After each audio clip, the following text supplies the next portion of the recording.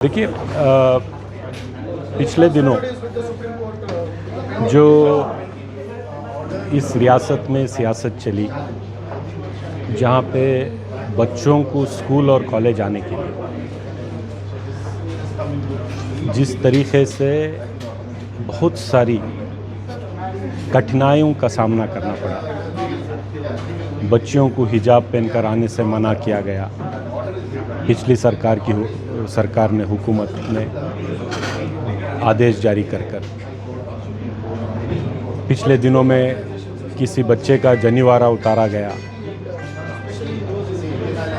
फिर कभी किसी और बच्चे के साथ कुछ और कठिनाइयों का उस बच्चे को सामना करना पड़ा।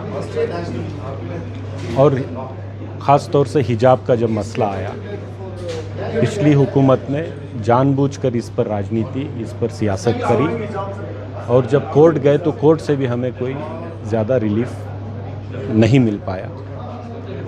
तो इन हालात में ये हुकूमत का फ़ैसला है कि किसी भी ज़ात का, किसी भी धर्म का बच्चा या बच्ची बिला लिहाज मज़हब व मिल्लत, उनके जो ट्रेडिशंस हैं, उनका जो पहले से जिस तरीके से उन्होंने उनका ट्रेडिशन फॉलो किया है, अपने अपने धर्म में, अपने अपने मज़हब में, यूनिफॉर्म को नहीं डिस्टर्ब करते हुए उस ट्रेडिशन को फॉलो कर कर वो स्कूल और कॉलेज आ सकते हैं। और जो बीजेपी की हुकूमत ने जिस ऑर्डर को 2022 में पास किया था, जिसकी वजह से हिजाब को बैन किया था, उस ऑर्डर को भी विड्रॉ किया गया है।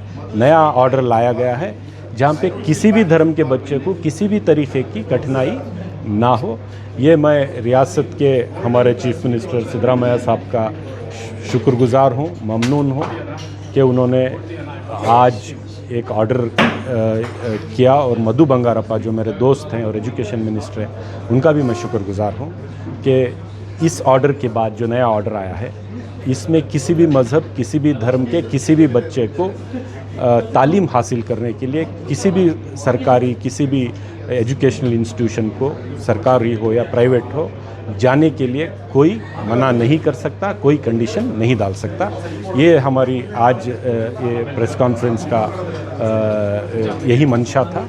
और फिर एक बार मैं सिद्धरामैया साहब को और मधु बंगारप्पा साहब को मैं शुक्रिया अदा करता हूँ। कब से इम्प्लीमेंट होगा सर? आज से इम्प्लीमेंट हो जाएगा। आप हिजाब पहन के जा सकते, कुछ प्रॉब्लम नहीं? बिल्कुल, हिजाब पहन के जा सकते हैं, कोई प्रॉब्लम नहीं है। हमारी हुकूमत आने के बाद तो हिजाब पहन के जा ही रहे थे, कोई प्रॉब्लम था नहीं, कोई ऐसा कोई मसला नहीं था। पिछली हुकूमत में था, लेकिन उसको एक फॉर्मली ऑफिशियली एक ऑर्डर के ज़रिए उसको जारी करना था, वो आज हुआ है।